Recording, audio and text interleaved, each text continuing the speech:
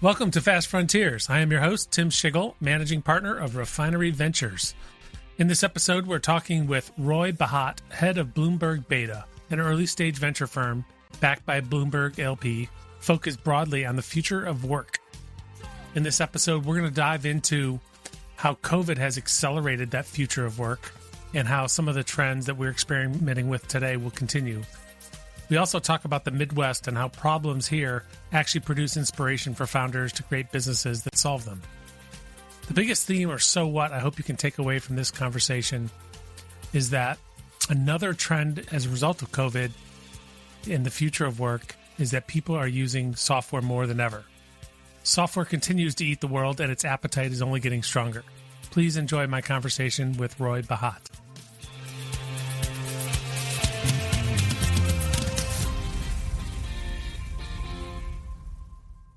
Roy, welcome to Fast Frontiers. It's so good to have you on the show today.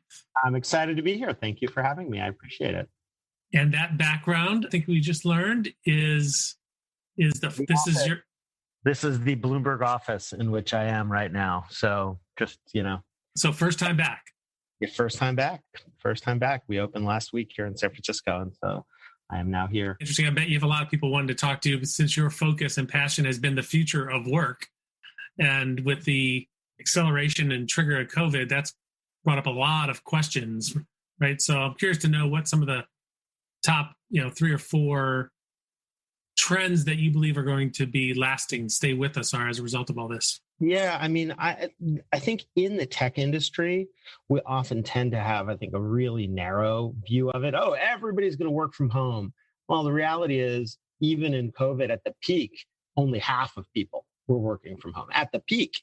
And so I think it's a little overstated in the sense that people tend to generalize from what happens to them. Now, do I think remote working tools are essential in a huge category and blah, blah, blah? Yes, absolutely. But here are the real trends. Real trend number 1, just more people using software. Like, we all know folks who work in companies where they're not even allowed to try anything new because of how the company controls what software they can use. Well, now immediately, everybody just gets thrown into figuring out the settings in Zoom. I think about my friend she's a research doctor, and for years, she just wanted to use DocuSign or something like it to sign off on her research proposals or some document remotely. And the CIO of the hospital was like, no, it's too blah, blah, blah, reason.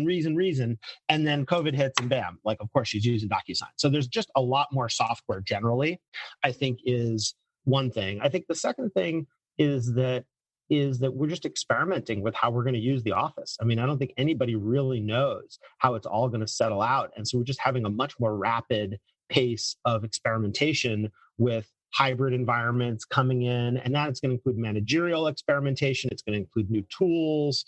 I had to create a new account for the in-house doctor service that tests me for COVID when I go into the office, that kind of thing. So I think there's just going to be a lot more experimentation about the use of the physical office. And then the last thing, this is the more human part, is I think for those of us who have worked remotely, we've all just been exposed to so much more of the whole lives of the people we work with. And so I think that shift, once you open that door, it's like, once you've seen somebody's kids run by, the nature of your working relationship with people shifts. And I don't think we quite know how. I don't think we quite know how work weeks and work hours are going to sort out. Those are good ones. I'd love to spend a little time on them. It's the first one, in terms of software, there's so many ways it seems like with Zoom and working online, if you have to, it helps because you have to be more explicit in your communications, right? It's not just all talking in the hallway, and that's a benefit. Yep. What have you seen, though? One of the, technology is not good or bad, but sure, it's also not neutral, right? Yeah, I think we don't really know yet is part of it. And we're just learning. I'll give you my hypothesis, which I stole from somebody else, which is that remote work is for many jobs, and I think different jobs are different, but for many jobs, remote work is actually much better for getting work done. If you work in isolation, something where you're a writer, let's say, good case to be made that you can get work done, more easily when you are not surrounded by people distracting you. Right. But for figuring out what work to do, there's just no substitute for that kind of real back and forth that you can often have collaborating in person.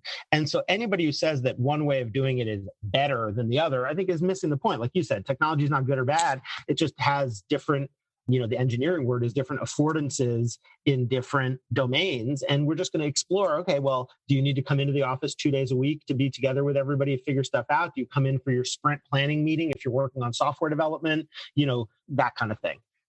I tell you what, I hope, people have now discovered that maybe they go for a walk, take a break, do other things. It'd be great if it kind of evens out traffic at rush hour, right? And for me, it's like stuff like, well, am I going to drop my kids off at school? How are we going to handle that? We're a one-car family, so I'm going to drive my car. It's like all that kind of stuff. We're all just now figuring out. And I think that my fundamental, one of the reasons I love entrepreneurship is I think it's always a good time to be an entrepreneur, but in particular, during moments of chaos, it's, the Game of Thrones thing of chaos being a ladder. It's particularly a ladder if you are a founder, because if you're a founder, you are in this place where each one of these experimentations and changes, it's a turn of the wheel that allows you to build some new service that helps with it or manages some byproduct of it or something like that. So I'm really excited to see what people build all over the country. Yeah, that's a good point. It made me think about I was doing some work with a large corporation, and it hit me that one of the things I love about being an early stage investor is that every startup is a new experiment and organization.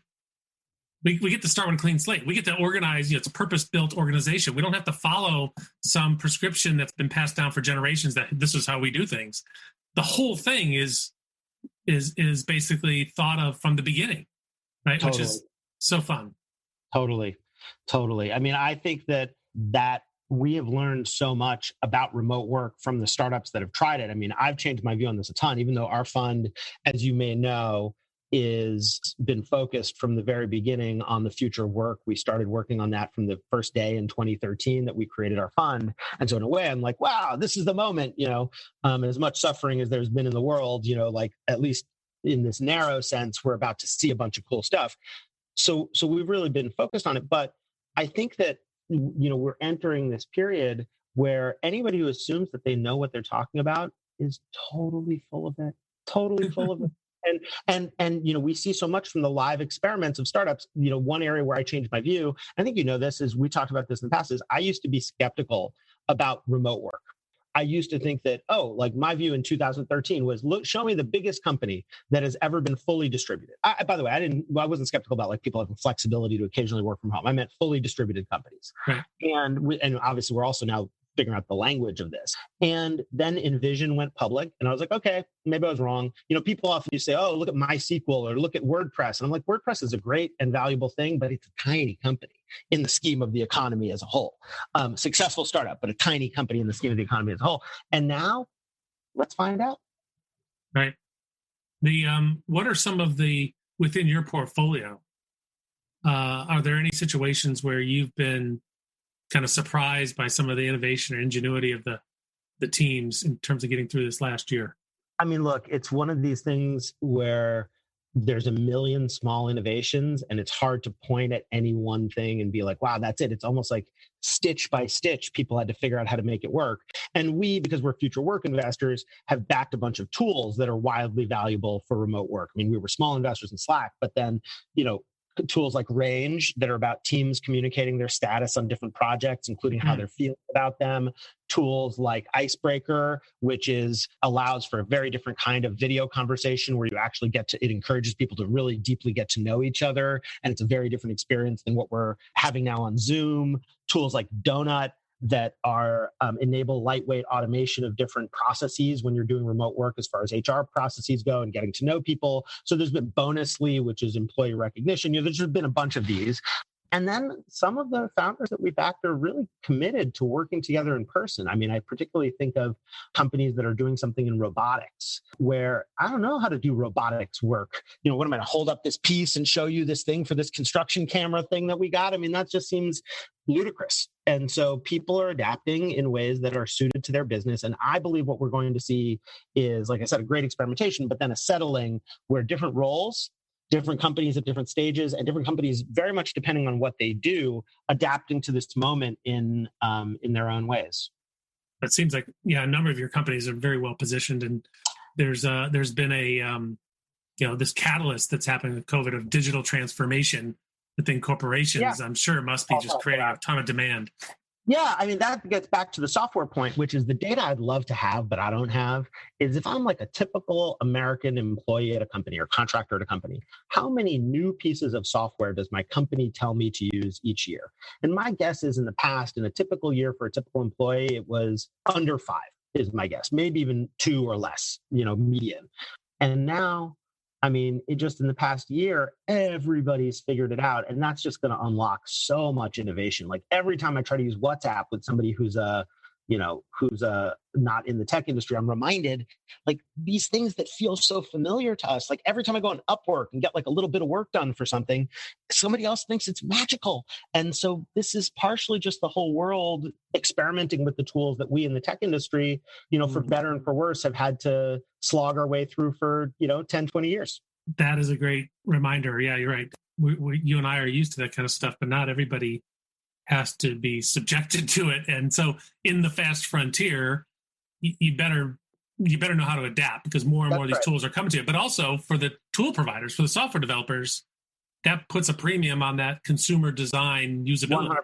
100%. I mean, the phrase that I use for this, for people ask me like, what kinds of skills should I practice to be successful at work? And I do this daily series, which actually, Tim, you should come on as a guest, called This Is Not Advice, which is like a daily, that's great. One practical question about work. And one of the things is, I call it being the CIO of your own life, the chief information officer of your own life. It used to be like at work, many people would just wait to be told what tools to use. And now more and more people should be the ones saying, I know we've been using blank for tracking our stand-ups, but really we should use range, or really. And I think we're going to see cases of people saying, I certainly had this when we started Bloomberg Beta. I said, I need to be able to use the following software tools to do this job. And so, hey, whoever else, might have a say in this, if you don't want to let me use it, I can't do this job, period, end of story, full stop. And so it's a bring your tools to work kind of an idea. Yeah. And, we spend a bit of time in that, just creating some automation and integration with Gmail. And yeah, exactly. And everybody has their own portfolio, right? You don't all have to have the same thing either. Yeah, right? totally. Your Calendly services, totally. I mean, we often ask other venture funds, like, what's your stack? What do you use? Right. And then we've done a thing. There's a woman on our team, Min Kim, who's led this effort to do something we call tiny automations, which is basically like, for all the things that we do many times a day, check for mutuals across the team on LinkedIn. We've built these little bits of software that go and speed up these little parts of our day, sometimes with low and no code offerings. And you end up with this, this patchwork of little services that speed you up. And it really, it creates a wonderful experience. And I'll just say, my past work experience, I know like you, I've worked in different domains. I was in big corporate, I was in government, I was in nonprofit, I've been in academic, I teach at Berkeley still. And when I see across all these different domains, lots of people trying new tools, I'm like, okay, this is now really changing. Like when people in government are like sending me their Calendly link, I'm like, okay, something is happening here. And, the other thing that I just say, and this gets back to our conversation about startups experimenting with new ways of doing things, when people say the future of work, they often really are referring to what I call the future of working for us. And what they mean is tools that people like you and me might use. And that is only one narrow sliver of the future work. The real opportunity to me is there's this generation of entrepreneurs who are going into valuable, enormous traditional industries, and they are just creating a new company where the way they run their company uses the technology on the inside. They may not even be great technological inventors themselves. They're not discovering new rocket science. And I think of valuable companies in our portfolio like Flexport, which is a shipping broker, Newfront, which is an insurance broker, and Doma, which just announced a plan to go public via SPAC, that is a real estate title company. And each one of these, and I don't have a good name for this kind of company, it's a certain kind of what they used to call a full stack company, where they're just a competitor with all these enormous incumbents, but the way they use technology on the inside and reinvent all their operating systems is such an enormous advantage that they can have a better product and offering for customers at the same price or even cheaper. They can grow much bigger because it's simpler to scale. And that is this other piece of the future work that we're about to see, is entrepreneurs who take on a traditional industry, logistics, real estate, construction, healthcare, name your thing. We don't do financial services, but financial services with technology on the inside. Yeah, every company has to think of themselves as a tech company and rethink that tech stack. And I don't know. When do you think that will be complete? Like how many years from now before every company is? Well, I guess I'd say it this way, that there's a marketing thing for us in tech of calling something a tech company. I think this has been the way of technological innovation since the beginning of time. Now, I do think we're likely to see it happen much less predictably and at a much more accelerated rate, because the nature, when it happens, it'll be faster, because the nature of these companies now is they can use simple AI, they can use lots of other basic software tools and just have such an enormous advantage, because the cultural change required at older organizations to adapt, it's not just like, did I buy the software?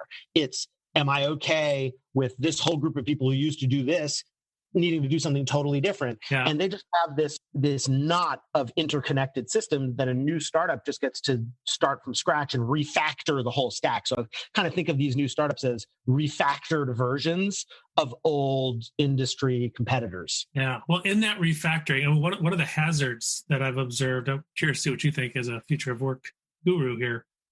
It's the easy button problem. Everything's automated. And, you talk to somebody in customer service. Can you do this for me? Oh, I can't. The software doesn't let me. Right. Yeah. How, and the threat of, AI, that people talk about the workplace.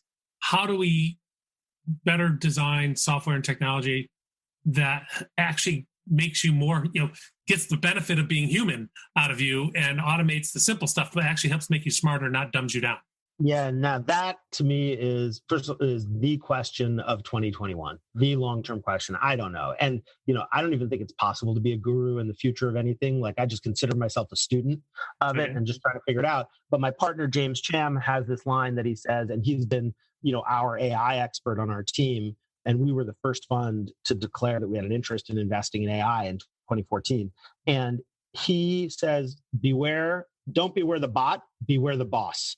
And what he means by that is many of these software systems just replicate a lot of the same structures that we had before. And I think the answer is, first of all, some trial and error, because we're going to have unexpected consequences, and you don't want to hand over the keys. You don't give your 15-year-old who just got a learner's permit the keys to the car and say, drive as fast as you want, anytime you want. You try it in the parking lot first, that kind of thing. And so part of it is trial and error, and part of it is being intentional and really trying to observe, well, where did the power in that lie? Like, I think we all have these cases in companies where there's some official process for something where it's like, well, first you're supposed to go to X, and then you go to Y, but really everybody knows it's really Tim's decision. Like, really, you just got to convince Tim to make it. Now, hopefully that's not the case, for you and any, but I think we all know those kind of systems, and software is just going to make it much more apparent. Yeah, that's well put. The just let you know. So you also help out quite a bit. You're involved with Comeback Capital in Cleveland and Professor Scott Shane and my alma mater, Case Western Reserve University. Yeah. Oh, I didn't know it was your alma mater. That's cool. Well, let me lay this on you. Do you know the name Melvin Kranzberg? I do not know the name Melvin Kranzberg. So I already love Melvin Kranzberg because, with a name like that, how could you not love the guy? Yeah. So he was a professor of history at Case from 52 until 71. He's famous for his 6 laws of technology. Okay. And the first one is technology is neither good nor bad, nor is it neutral. Oh, I love it. So there you go. I love it. That is great. That is just great. I'm going to have to check out Kranzberg's laws. So how did you get connected to Scott Shane and Comeback? So we have been, from the very beginning of our fund, one of our hypotheses has been constantly test what you believe because it makes you better, and try to falsify your own beliefs. And so one of our early beliefs was we wanted to stay as direct investors in the places we knew, the Bay Area and kind of the what I call the Acela corridor, DC, New York, Boston. And that's where we had people. It's where we thought we could help folks source. It's where we knew context about, how to serve founders. We can get them together for events. And we did this piece of work in 2017, trying to anticipate what the 10 to 20 year effect of technology on the future of work would be. And what came out of that was a lot of, hey, technology is already affecting work, and it's just not doing it in the same ways everywhere in the country. And so I went around and started to meet with members of Congress to talk to them about different kinds of legislation that they could pass to support the future of work in the United States. And there was a guy named Tim Ryan, there still is, who was a member of Congress from Youngstown, Ohio. And he said, hey, you want to learn about this? Why don't you come to Youngstown and bring some venture capitalists and let's figure out like what this actually looks like. And so we began then this series, that we paused obviously due to COVID, but of tours where we would take VCs from California and New York to emerging technology ecosystems around the country. And some of them were very developed places like Atlanta, and some of them were really emerging places like Youngstown.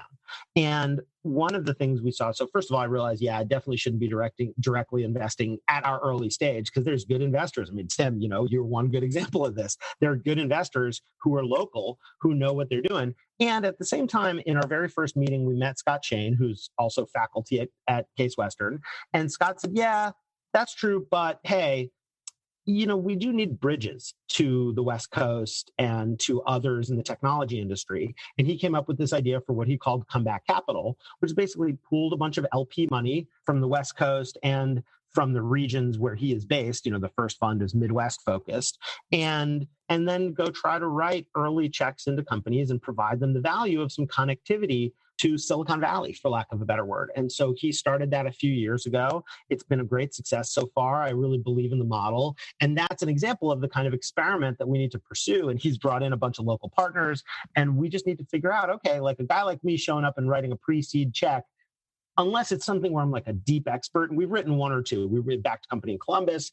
We've written one or two where we really feel we know the domain so inside and out that we feel like it's an extenuating circumstance. But other than that, you need partners. And so funds like Comeback Capital, I think, are essential to how an ecosystem can work. And so what kind of learnings have you been able to observe since then? My biggest learning, there's been so many. I wrote a piece about it after our first tour that we published in Vox. But my biggest learning is, people often think, okay, well, what is the way to accelerate progress in many ecosystems? And Tim, you were saying like the learning of entrepreneurs, the rate at which that happens is so essential. And I agree with that. And then the question is, okay, what drives that? Podcasts like yours are clearly part of the answer. People like you are part of the answer. I think that the two elements that I've seen that would speed things up the most, the first one is people from successful companies, successful tech companies especially, who were there during their periods of fast growth, not somebody who's at, Oracle now. There during their periods of fast growth, moving to places. And second offices are way more important. And, most municipalities or states or regions focus on like, well, can I get a Google data center? That does not matter. It matters. Sorry, it matters in lots of ways, but that doesn't matter to entrepreneurial learning. What matters to entrepreneurial learning is, does Uber set up a remote engineering office in pick a city, Pittsburgh, and therefore people start going back and forth. Now, in that case, they're also hiring people from Carnegie Mellon. And so folks get to know each other. So second offices are a really big deal. We backed a company called Beyond HQ that in part helps companies explore where they do this. The second thing is angels. And angel investors are the secret mentors to almost all of the very successful early startups. And when I say angel investors, I don't mean a rich person who made their money in real estate who calls themselves an angel investor because they backed some tech company that nobody ever heard of that didn't work. I mean people who really know what they're doing about the trade craft of starting companies. And that tends to be the best angel investors in my view. They're even better, I say this as a VC, even better dollar for dollar on the cap table than VCs, are the founders of relevant, successful venture-backed companies. And if you get somebody who is, from Cincinnati, who moved to the Bay Area, had some success, company exited, and then they start angel investing in early Cincinnati companies, the pace of learning is just extraordinary. And so angel investors and second offices, those are the two things that I'm most focused on. I open offer for anybody who's trying to become an angel investor. I'm easy to find on Twitter and delighted to speak with people. Yeah, there's so many people who've made money, investors, I'll say entrepreneurs from traditional industries, traditional companies that want to invest, that want to support their local communities, but they've never done anything that's venture backed. That's they right. They don't understand losing money, which is That's good. right. They've done well, but you have to understand this context, this right. industry that we're in. That's right. And then if they invest and they're angel investors in your company, they're probably not going to have the network to help connect you to the seed or Series A. Precisely. And now on some level, it's like, look, tough talk, but when you can't raise money, you got to raise money from whoever you can. So like Sure. my startup, I failed to raise money from VCs for our first round. I had to go to college roommates and like other randoms who I knew. Sorry, I didn't mean to refer disparagingly to my angel investors like that. They ended up behaving really well. But it was scary because some of them were definitely more downside focused. We were able to offer them a chance to sell secondary along the way. So they all had the option to make a bunch of money, but it was not easy. And I see all the time angel investors being like, okay, but how do you know this? So what you're telling me is this thing isn't going to fail. And I'm like, nope, I'm telling you it's probably going to fail. But I'm also telling you that if it succeeds, it could be wildly successful. Right. And, you want to be an angel investor, even if you're awesome at it, you probably need 10, 20 bets if you're awesome at it to just make sure to catch a winner. And so that's how you make money as an angel, as you know, and not by protecting your downside or like weird terms and all kinds of shady shit that people try to do when they are not familiar with the venture-backed way of doing things. And by the way, you said this, it's great that people didn't lose money. I agree with that. Being a venture-backed business is not a better way to build a business, in my opinion. It's just a way, and sometimes for certain kind of businesses, the only way. But like, Mike didn't take VC for starting Bloomberg LP, and he seems to have done just fine. Right. No, absolutely. I dissuade entrepreneurs from thinking about venture in many cases. Because it just doesn't make sense. That's right. My view on it is the only time to take venture is when it's your only choice. Yeah. Yeah. I would say when you have the opportunity to be a market leader. I like that. When you have a chance and you can version of it. but you have to know, and there's nothing wrong with those angel investors, by the way, and you need the support, you need the local support. I've had them, but you have to know as an entrepreneur what they bring to the table and what they don't. Yeah. Right? And so the big thing you hit on that we've also designed Refinery around is that specific growth experience component. Right, in those individuals, whether they're investors or entrepreneurs or other employees, because you learn so much through growth, whether it's 0 to 10 or 10 million to 100 million or 100 million to billion. It's like growth is growth. And when you're seeking out advisors and mentors, it's not the only input you need. Sometimes you need that domain expertise or other, but you probably also need somebody who's been through that growth. Yeah, I mean, look, the vast majority of startups that were wildly successful, for better and for worse, had almost nobody involved at the very beginning with much domain expertise. Now, that's not to say that domain expertise doesn't make you more likely to be successful, because it may. They just may not have had access. But, I value domain expertise, but it's like any other ingredient in a dish. It's a timing and dosage question. So what are the other advantages, whether you're in Youngstown or Indianapolis or Ann Arbor, Michigan, that you've seen that you have by not being in Silicon Valley? Oh, I mean, the most obvious one is price. It's just cheaper to live there, and it's just as good a place to live, if not better in many ways, or better for some people. So that's the big one, is talent can get paid less and still live a great life. In fact, it's not a better life.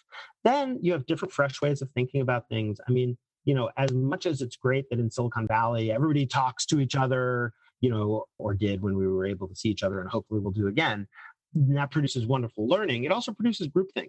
I mean, you don't need to launch your product on Product Hunt to be wildly successful. That's not like a critical milestone in the development of any company. Not that launching on Product Hunt is bad or you shouldn't do it. It's just that you end up that these things that seem important locally end up taking on towering significance when really, there's so many opportunities out there. I mean, I'll give you a classic example. I have been waiting for years to find a startup to back that uses older people as its labor force. People define old however you want. That tends to, obviously they can't age discriminate, but that tends to have an older population working for it. We see so few things in Silicon Valley even targeting older people as customers. I mean, you see some, but very few, in part because there's just groupthink, and you got a bunch of people who are just all talking to each other, graduated from Stanford, and it's like, well, that's not their lived experience. And designing stuff for themselves. Yeah, that's right. And that's a perfectly valid strategy. It's just that it's an incomplete strategy. And so if I think about places that have, I mean, Pete Buttigieg said this perfectly when on the first Comeback Cities tour, we visited him in South Bend. And he said, one of the assets we have here is problems. And what he meant by that is they have problems that normal Americans face that are different than the problems that urbanite, in San Francisco faces. And so those problems produce inspiration for founders, and those founders go create businesses. And so I think anytime, it's like any creative inspiration, starting something is essentially in one large part a creative process. And so I think that's the other big advantage. And then there's a bunch of others, the community is generally more supportive, depending where you are. By the way, there's one other big advantage I left out, which is a diverse talent pool. You go to Atlanta, shame on you if you can't build a diverse company, because there is just so much talent everywhere there. And in Silicon Valley, where you have the lock-in that happens for many companies struggling with diversity from the get-go, it's much harder to correct a culture that is not inclusive or equitable or diverse than it is to build one from the ground up that is. And so I think that's another huge advantage depending on where you are. And those are just an incomplete list. There's probably a ton more, but those are some of the ones that pop to mind. In terms of the activity you've seen, in terms of some people potentially leaving California to go back to maybe where they grew up or move to the Midwest or some of these other cities, how have you seen that? What have you observed? Lots of people experimenting with where they want to live. And I think it's great. We were just talking about a founder who moved to Cincinnati. So I think I have seen that. I can't tell how much of these things are Twitter phenomena versus not. If you look at Twitter, it seems like Miami is the economic powerhouse of the United States of America as far as that goes. Now, is that 4 guys who have good Twitter followings, or is it big? By the way, Miami can be great. My partner, Karen Klein, is right nearby, which is where her folks are. So it can be great. I think we're going to see a lot more of tech everywhere. I think that's a good thing. Then you go back to San Francisco, which is where I am right now. And I am long San Francisco. And I'll tell you the reason why. Is San Francisco's biggest challenge, if you asked me a year and a half ago, was how expensive it is to live here. Well, guess what? That just got fixed, or not totally fixed, but addressed in large part. And so I've seen some founders come to San Francisco. And so how's it all going to shake out? My guess is we'll have many more centers of economic activity in the startup space. I think that's a good thing. Excited to see how it all unfolds. The word you've mentioned several times that I think is a great way to frame it or think about it is this experimentation or discovery. We don't know where it's all going to be, but it's good to see that people are saying, look, I could do this anywhere. I could live anywhere. I could work online. I don't have to work online. I could change my work-life balance, and I might discover something new. I might discover something that others haven't seen before because it's new. Yeah. One of my concerns about all this experimentation, just as you said, it's neither good nor bad, is I definitely have seen a bunch of people who made their money in a certain place, then flee that place. And I kind of think if a place gave you your shot, you owe it to that place to try to make that place better, And so a bunch of people who did great in San Francisco are now poo-pooing it and going off elsewhere. Like the San Francisco city government has a lot to be desired. It is not a well-run city, in my humble opinion, and needs to be a lot better.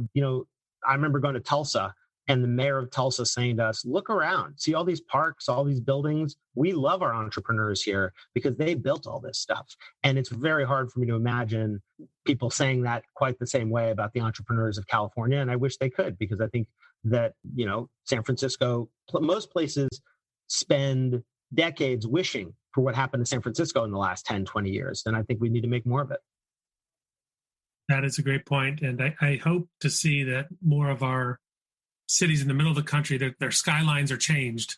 Yeah. By new companies that are getting created right now today that in 7 or 10 years have just changed the profile for better and help create the future.